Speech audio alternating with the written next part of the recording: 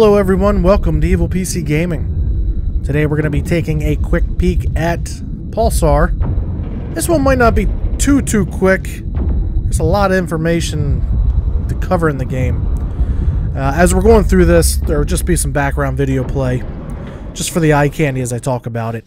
And just to start off, it is multiplayer, but it is co-op. So, what is the game? It's kind of a small taste of, say, Elite or Star Citizen, maybe. I don't know. I haven't played that game. But a whole lot of Star Trek elements to it. As you can see right here on the screen, I'm at the engineer station. I have to watch the core temp. I have to get the ship ready for the jump drive, which it is the jump drive over there on the right. It is ready to go. Just the pilot's trying to line the ship up to the direction we need to jump. I can adjust the power to the different stations throughout the ship. You can access the engineer station here up on the bridge, or there's an engineer room towards the back of the ship. All the ships are laid out a little differently. We're in a cruiser, I believe, here. Now, I say the elite dangerous part because there's a lot of exploration. There is a lot of battling going on between spaceships. Sometimes it gets a little annoying as soon as you jump into a system you're being shot at, just right away. We have yet to come across a ship that's actually friendly, tries to hail you and say, hey buddy, what's up? You have anything to trade? That kind of thing. It's just, as soon as you jump in, it's enemy. Whether that's the way the whole entire game is when you come across ships, can't say that for sure. I've only owned the game a couple days, probably have, I don't know, 7 or 8 hours into it, I'm guesstimating. We've been playing the crap out of it. All in all, it's a really good game. The visuals are so-so, but it does the job. Space is kind of, it's well lit, it's got kind of that space fog going on out there. Different systems have, maybe some of them have asteroid clusters or some real funky looking asteroids. But all in all, it's colorful. You get to see different things, as you can kind of see here in the background. It's just some big, weird-looking thing. Maybe it's a metallic asteroid. I have no idea. For whatever reason, there's a bunch of mines around it. And the AI pilot is trying to maneuver through it. We're using AI in some of the stations because we're only 2 people. This game would be a freaking blast with 5 people. For sure. If you have 5 people that are interested in this game, I suggest all you guys buy your copy of the game and have some fun with it. Now, don't get me wrong, you can have a lot of fun with 2 people. Again, I wouldn't have put 7, 8 hours or whatever I got into it already within just a few days. But I can definitely see the game experience would be much better with live people. Sometimes the AI does some stuff or doesn't do some stuff that was really irking my nerves. Like coming into a minefield, the weapon bot just starts shooting at him. Whatever's around us, because to him, it's a target and it's a threat. That's all well and good, but at the same time, there's no reason to run the core temperature up, and have to have the, the resources located, for what he's doing. Of course, you can go in there and slide the weapon slider down, so his recharge time is super slow. Small things. Again, I think it would be a lot more fun with people. So, some of the mechanics of the game, you can fly around the different systems. There's really not much in each system outside of the area that you jump in. If there's going to be a threat, it's usually as soon as you jump in. If there's going to be a planet or an abandoned station like you see here, it's gonna be right where you jump in. So there's no reason really, like on the Elite Dangerous side, you jump in, you can fly around and look for points of interest and really explore a system. You jump in, you do what you gotta do, you continue on. You're always looking for ways to make money. You can scrap the ships that you blow up. Sometimes and I say scrap them, it's what's left behind. Sometimes they'll leave some good stuff like shield generators or gun turrets. You can use them to upgrade your ship, or maybe sell them and make a few bucks, and then buy better stuff, better software, better components for the ship, so you're ready for some of these bigger, badder enemies that you're going to come across. And on that note, with the enemies that you're going to come across, I have a suggestion for you. If you buy this game and you start out, even if you're probably a veteran, you most likely already do this. Between each jump, when you actually make it out of there alive, save your game. You will die a lot, depending on the seed that you get. Before recording this, Pro and I were in a different seed. Every system we jumped into at least had 2 ships or a security drone and a ship. And we were just getting murdered like every two jumps. Killed. Started over from a saved game, jumped the other way, killed. Jumped the other way, killed. It was getting really, really aggravating. But now, on to some cool stuff really about this game that I really like. You jump into a system, you see a planet, your scientist does a scan for it of life forms down on the planet, whether it has oxygen, the weather, and you head on out and suit up. It's time to beam me down, Scotty. So like here, we head back, grab our exosuit. Even change the view, gives you temperature. Pretty neat looking feel. Then you have to go out, get to your teleport pad. Nice and simple. We're talking a little bit here in the video. I cut all the voices out and stuff. And you jump on down.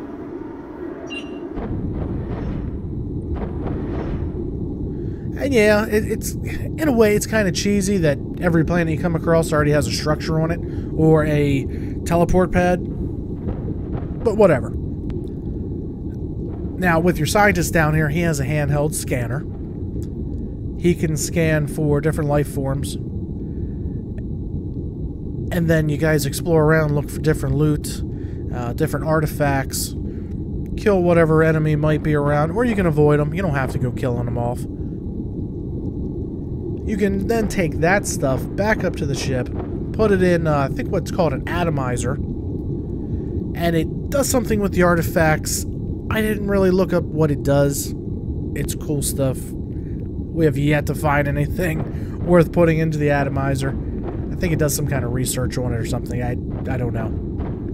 Now, on the note of teleporting, it's not just planets you can go down to. When you're in a battle, if you can get the shields down on the other ship, you can jump over to the other ship. If maybe you're in a smaller, more agile ship, and you decide to try to take over a cruiser, you can actually get their shields down. You could tell your crew, and I'm talking about if you're playing with other players, you can tell them to jump out to the other ship. I think you can send the AI. I've yet to try it. But you can jump over to the other ship, fight their crew, right there, first-person shooter type thing. And if you kill all the crew off, the ship is yours. So you can either decide to just loot the thing and go back to yours, or keep it and leave the one that you started off with floating away. But on the other hand, AI can also jump into your ship. I'll have some clips of that come up later. We went into an affected area of space, some kind of insect-looking carrier, and it started transporting these little spider bug-looking things onto our ship. And this just turned into a crazy situation because we jumped into this unknown area that all we knew is it was infected. That's all we knew. So we got there, as you see here, this is where we jumped in. It had a weird orange glow. It showed that there was an infected carrier in the area. Pro couldn't get any kind of scans up on it. It has no shields. It took our shields offline right away. And I go looking out the bridge window, and it looks like a big freaking insect.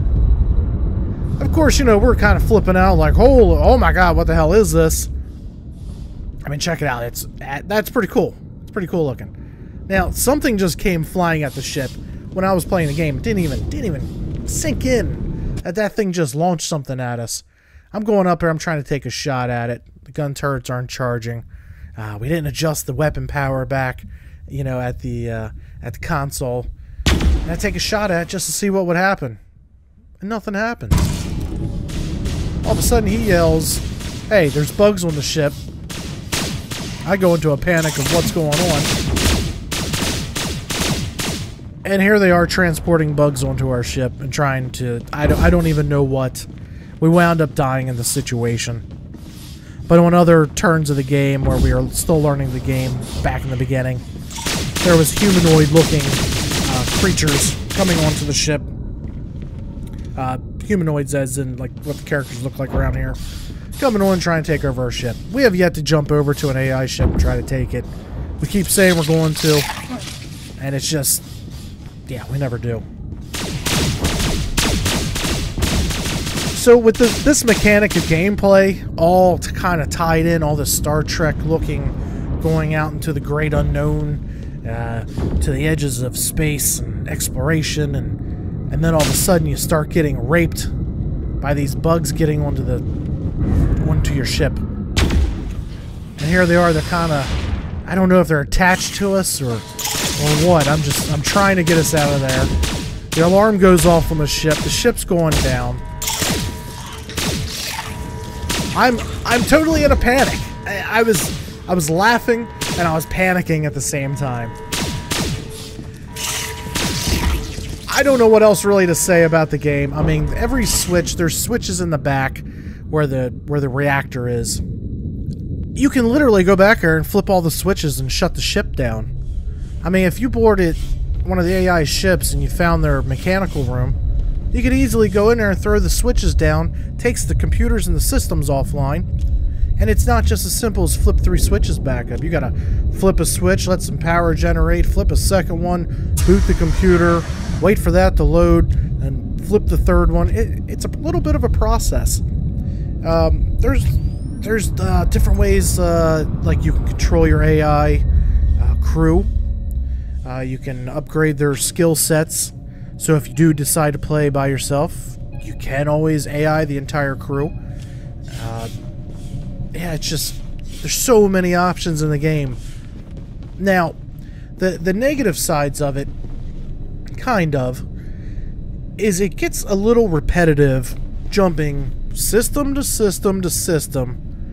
I rarely, well, I know it's not a rarity, but we were rarely seeing planets everywhere we went. There are jump gates. When you do look at the map, there's a ton of stars. I mean, it's not a full solar system looking thing with 400 billion star systems or anything, but there's a lot. And if you had to jump from one end to the other, it would take you a long time. There are jump gates, so you can skip around the map, cost you a few credits, and you can get around pretty well. Some of the other negatives, I did not enjoy, as I might have said earlier, I did not enjoy jumping into systems and getting shot at instantly. Everyone is a hostile. That's not cool. The game is still an early release, early access game. I understand that's probably going to be tweaked. But right now, it does get on my nerves. Other than that, with the planet exploration, don't expect to go down to a planet and explore the whole entire thing and circumnavigate the globe. It's kind of a smaller area. You can find stuff outside. You can find stuff inside. There's certain biomes. There's like sandy, hot planets. There's cold planets, as we saw earlier. Sandy planets have like a big sandworm out there. You go walking out there too far, it'll come up out of the sand and pretty much eat you and you die. Now, when you die, you don't start over. You do respawn on the ship. There is a delay to the respawn. Unless you work that perk up, you will spawn a little quicker. The only way the game is over, you lose the ship. That, in my opinion, is a good thing. Once the ship is gone, game over, done. No respawn on the ship. No continue from where you left off. Oh, poor baby. Again, save between every jump. Once you're done with the, you know, if you're successful in that particular jump, save it. If you have friends to play with, up to 5, do that. The AI, like we're seeing here, the weapon AI, he's just shooting at mines over there by an abandoned station. We're not even near it. Now, some of those kind of things, minor, still, they get on my nerves. Some other plus sides that I do like, as far as the multiplayer goes, very easy to host your own game. You can password protect it. If you don't, you will have complete strangers jump in on your game. Hopefully they play along correctly. There is in voice chat. I did not try it out since I do have the TeamSpeak. And you can also password protect it and give that to your friends and name the server. And then come in and, you know, whatever, game on. The negative side of multiplayer, when you leave, all the points that you're seeing here that you can attribute to yourself, they come off. You don't lose them. So if you have accumulated, say, 10 points, and you already have them assigned to different slots, if you quit the game, come back into the game, you have to reassign your 10 points. Now, I'm kind of guessing that's in case Johnny's playing with us today. He's the engineer, puts in all these different attributes to his skill set, and now Matt is coming in to play with us. And he wants to be the engineer, but he doesn't like that skill set necessarily. He's able to take those points and assign them to what he sees fit. So on that hand, it is neat. On the other hand, it's a pain in the butt. Especially the more points you have, you gotta log back on and assign 15, 18 different points. But anyway, in short, $24.99 on Steam. Is it worth it? In my opinion, yes, if you have friends to play it with. I don't think I would enjoy it by myself with strictly AI, just with two of us. Sometimes there was a lot of running back and forth to stations because it's a certain way that we wanted to run the ship that the AI wasn't doing. You can go in there and tweak the way the AI responds and controls the ship. But we really didn't mess with that too much. So yeah, pick it up if you got friends. I will try to bring some videos out of just normal gameplay as I'm playing, though it doesn't seem to be too much to watch. Because like I said, it's a little bit of a rinse and repeat situation. But I still enjoy it. So anyway, this quick pick is going a bit longer than I wanted it to. I hope you guys enjoyed it. If you did, make sure to like the video. It really helps the channel out. And if you didn't like it, thumbs down the damn thing. Doesn't matter to me. Thanks, guys. Until next time. Alright, guys, that's my time. And remember, if you did like the video, click the like button and share it with your friends. If you haven't already, please consider subscribing for more videos to come. And if you have time for another video, check out the one right here. As always, guys, thanks for watching, and until next time.